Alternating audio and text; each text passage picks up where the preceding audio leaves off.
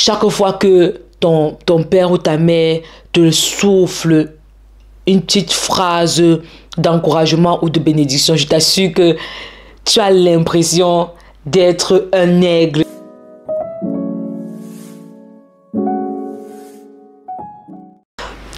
Hello guys et bienvenue dans cette nouvelle vidéo. Non, vous ne rêvez pas. Vous êtes sur ma deuxième chaîne parce que pour ceux et celles qui me suivent depuis peu, j'ai ma chaîne principale dans laquelle je parle des études en Italie.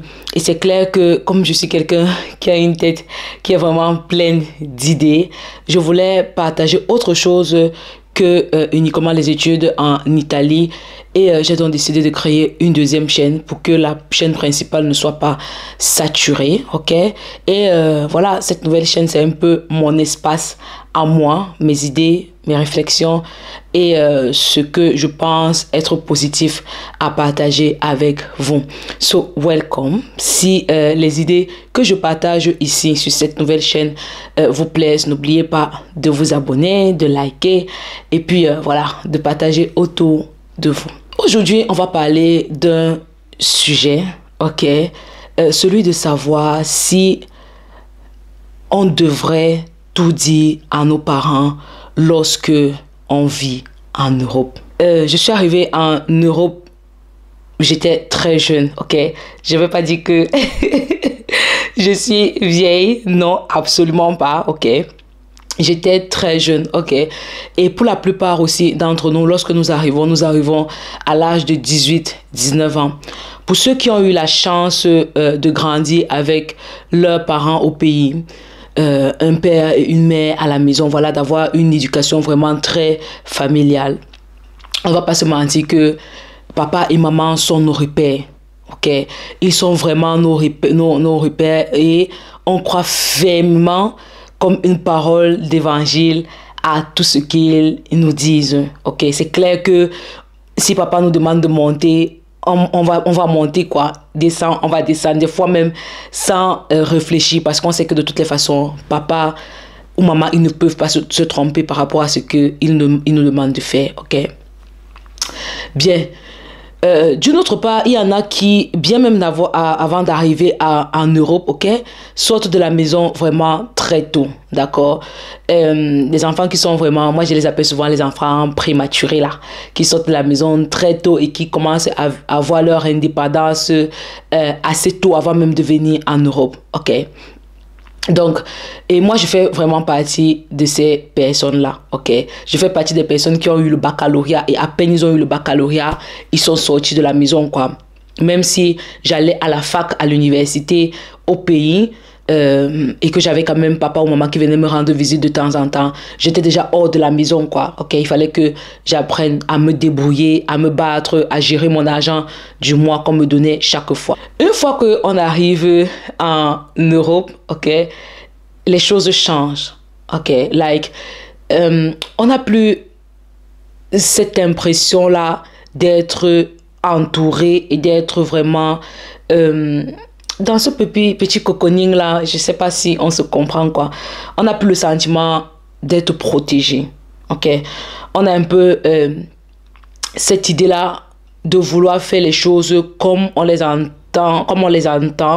et de prendre nos décisions et nos choix comme on les veut. Quoique des fois on a toujours besoin sincèrement d'avoir un regard de papa ou de maman, surtout pour ceux qui ont vraiment été influencés par les propositions et par les choix de leurs parents, ok? Lorsqu'on arrive genre à 19 ans, même si on a l'impression d'être déjà des personnes adultes, en réalité on ne l'est pas. On pense avoir peut-être une maturité, mais on ne l'a pas. Parce que en réalité, cette maturité-là, on va l'acquérir le temps passant en fait. C'est-à-dire que en se confrontant aux gens, en ayant nos premiers échecs, en ayant nos premières réussites, en se confrontant à tous les problèmes que l'Europe, voilà, nous impose, parce que voilà, l'Europe nous impose parfois vraiment des problèmes. L'Europe nous impose des problèmes où des fois tu te rends compte que tu es sur le point de perdre tes papiers parce que tu n'as pas donné un examen, quoi. Tu te mets dans tout le stress, c'est-à-dire que tu vis des émotions qui sont très intenses que tu ne vivais pas ou bien auxquelles tu n'avais jamais été confronté et auxquelles tu n'aurais même jamais pu être confronté si tu vivais à la maison avec papa et maman. Ok? Pour seulement le simple exemple, il y en a qui arrivent ici et qui disent toujours que je ne sais même pas comment est-ce qu'on fait parce que papa et maman faisaient toujours tout pour moi. Et moi, je suis genre, des fois, tu dis que quoi? Parce que parfois, c'est même, tu vois, un jeune qui a parfois 21, 22 ans et qui dit, ah, moi, je sais pas comment on fait ça. Parce que c'est papa et maman qui faisaient toujours tout pour moi. Ok? Et des fois, je suis un peu stupéfaite des fois en face de ce genre de réponse parce que je me dis qu'il y a des fois des choses les plus simples, les plus basiques, en tout cas que moi je vois plus simples, plus basiques, que le jeune en face de moi trouve tellement difficile parce qu'il se dit que voilà, c'est papa qui faisait toujours. Bref, pour vous montrer jusqu'où l'impact des parents peut aller en fait, combien est-ce que ces traces-là peuvent être des fois jusqu'à être indélébiles sur nous. Une fois qu'on arrive en Europe, après toutes les galères qu'on traverse, est-ce que en réalité, il faudrait tout dire, je vais dire vraiment tout et aller dans les moindres détails? Ben, je dirais que les idées sont un peu partagées, ok? Mais moi, j'ai une position vraiment bien tranchée sur cette question, ok?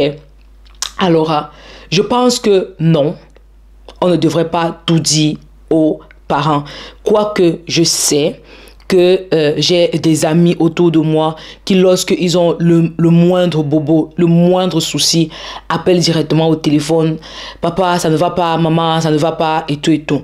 Après, il y a vraiment appeler et appeler. Si on est dans un cas de maladie, voilà, extrême, et voilà, où on peut dire, papa, porte-moi en prière, maman, porte-moi en prière, ou des fois, juste pour donner des nouvelles. Là, je suis tout à fait d'accord. Mais lorsque je parle vraiment des problèmes, je veux toucher du doigt des problèmes vraiment les plus difficiles par lesquels on traverse. Ok? Moi, je vis dans un environnement dans lequel il y a beaucoup d'étudiants parfois qui se retrouvent en difficulté après avoir par exemple perdu leur bourse d'études. Ok?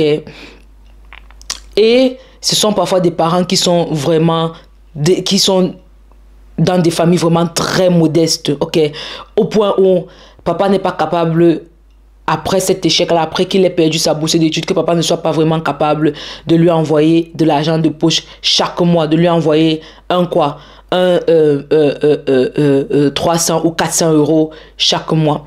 Bien, est-ce que dans ce cas-là, ce serait vraiment utile d'appeler chaque fois et de dire que j'ai perdu la bourse, je ne réussis pas à vivre, je ne suis pas et tout et tout. Si les parents sont vraiment à mesure de te prendre en charge dans ce sens, oui, il n'y a pas de problème. Mais s'ils ne sont pas vraiment en place de pouvoir te prendre en charge, je ne pense pas que ça soit vraiment nécessaire. Pourquoi? Parce que je trouve que c'est un stress en plus que tu es en train d'ajouter sur leur dos, en fait. C'est une réflexion en plus que tu es en train d'ajouter sur leur dos. Déjà, ils sont tellement loin au pays, à des milliers de kilomètres. Et ce n'est pas en leur disant la chose qu'une solution va pouvoir sortir là, maintenant. Ok, par exemple, serait en ce qui concerne la perte des papiers. Ok. Je ne trouve pas, moi, par exemple, nécessaire d'appeler chaque fois pour dire que j'ai perdu les papiers, par exemple, en Europe. Quand on sait vraiment que perdre les papiers en Europe, c'est le summum vraiment des problèmes, quoi. Genre, tu peux avoir tous les problèmes en Europe, mais ne pas perdre tes papiers parce que les papiers, they are just like, c'est ton passeport de partout, en fait. Ok? Donc, est-ce que je trouve vraiment que c'est nécessaire dans ce cas? Je ne pense pas. Je pense que non, parce que c'est un stress en plus. Ok.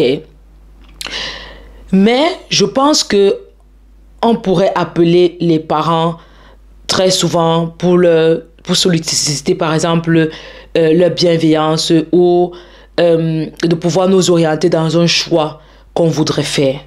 Ok. Je veux par exemple, j'ai peut-être des propositions, peut-être de travail qui m'arrivent, et je doute un peu par rapport à ce que je vais choisir ou ce que je ne vais pas choisir. Oui, là, je pense qu'on peut, on peut les solliciter. OK. Parce que trop leur parler, par exemple, des problèmes et des situations difficiles par lesquelles nous sommes en train de passer, et surtout lorsque ils ne peuvent pas intervenir là-dessus, et surtout lorsque ils ne peuvent pas donner un avis qui peut vraiment apporter une solution concrète au problème. Moi, je pense qu'il n'est pas nécessaire de tout leur dire. OK. Et j'insiste sur le fait, vraiment, sauf en cas peut-être de maladie, ou en cas de quelqu'un qui est mort, ou en cas de quelqu'un, voilà, ça, c'est primordial, quoi. Mais vraiment, de toucher les points sur lesquels ils ne seraient pas prêts à intervenir là, tout de suite, et trouver une solution. Je pense que ça ne sert vraiment à rien. C'est juste un stress en plus. Bien, vous allez me dire que, mais Dodo, tu parles comme ça, mais tu veux donc dire qu'on doit vivre replié sur nous-mêmes sans jamais rien dire? Absolument pas. Je vous assure que même moi, il y a des fois où lorsque j'ai envie de pleurer, c'est ma mère que j'appelle en fait. Et je l'appelle elle est au téléphone, genre elle m'écoute seulement pleurer parce que je veux qu'elle m'écoute juste pleurer et qu'elle me dise que ma fille, ça va aller.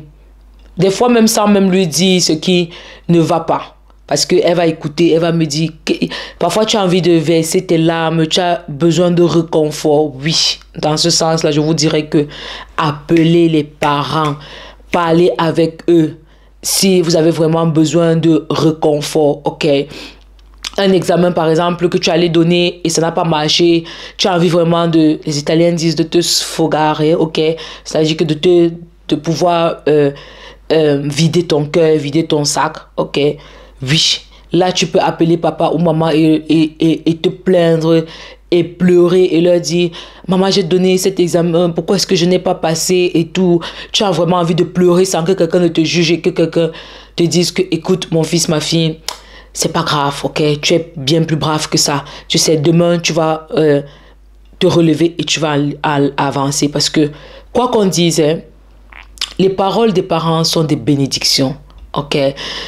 Chaque fois que ton père ou ta mère te souffle une petite phrase d'encouragement ou de bénédiction, je t'assure que tu as l'impression d'être un aigle. Tu as l'impression de déployer tes ailes et de t'envoler encore plus haut. OK? Seulement le simple fait que maman ou papa te disent que mon fils, sèche tes larmes. C'est pas la fin du monde. Même si cette fois tu n'as pas réussi, sache que les prochaines fois tu vas réussir. Je te connais, tu es mon enfant, je sais de quoi est-ce que tu es capable. Je vous assure que, guys, c'est genre tu te dis, ouf, je peux renverser des montagnes, quoi. OK, je peux renverser des montagnes, je peux escalader des montagnes et ça redonne confiance, ça redonne vigueur. Oui, si c'est dans ce sens, les parents vraiment, ils doivent être les premières personnes vers qui vous devez vous tourner. Si vous avez besoin vraiment que quelqu'un vous porte en prière, ce sont vos parents parce que, comme je disais tantôt, leurs paroles sont des bénédictions. Il n'y a pas autre bénédiction vraiment plus grande que celle que ton père ou ta mère peut te donner, quoi.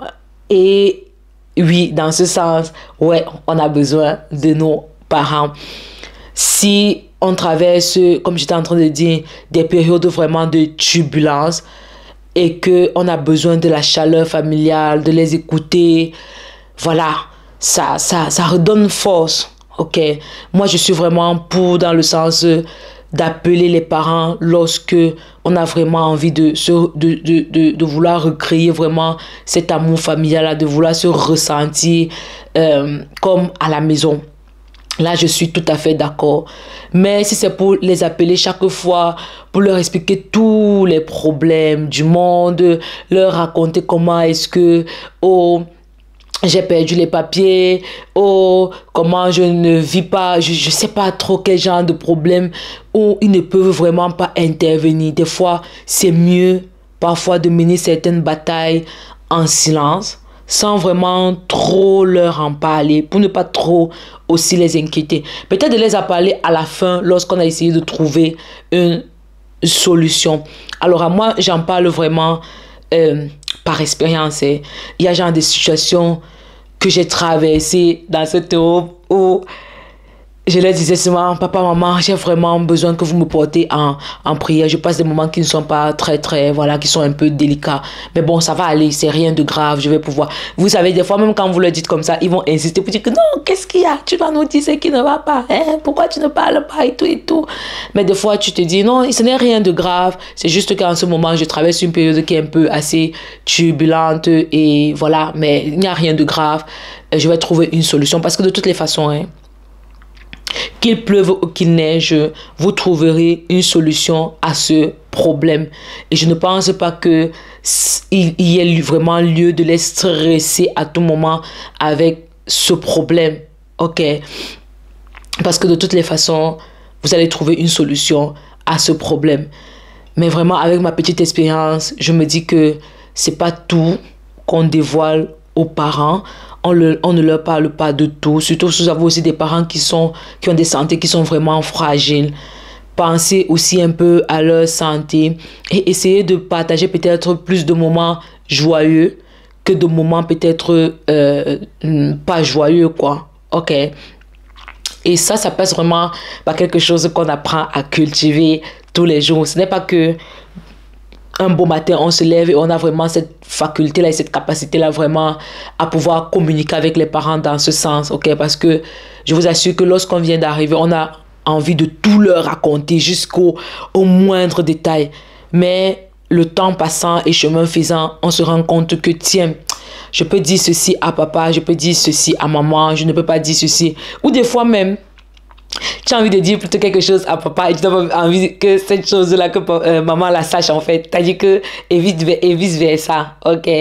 Et voilà quoi. Donc avec le temps, tu apprends un peu à placer tes mots et à savoir peut-être ce qu'il faut dire ou ce qu'il ne faut pas dire pour ne pas trop les inquiéter. Bien, maintenant, moi je suis curieuse de savoir comment est-ce que vous gérez vos relations avec vos parents au pays en Afrique. Je vous attends dans les commentaires. J'ai hâte de vous lire, ok? Et de savoir comment est-ce que vous gérez votre quotidien avec vos parents. Qu'est-ce que vous leur dites? Comment est-ce que vous abordez des problèmes avec sous quel angle en fait vous leur présentez parfois vos problème. Ok, c'était votre dodo pour cette vidéo. Ok, j'espère que on va pouvoir se reconnecter pour des vidéos prochaines. Si elle vous a plu, n'oubliez pas de la partager autour de vous. Et puis, welcome à la maison. Asseyez-vous et on se voit à la prochaine. Allez, ciao ciao.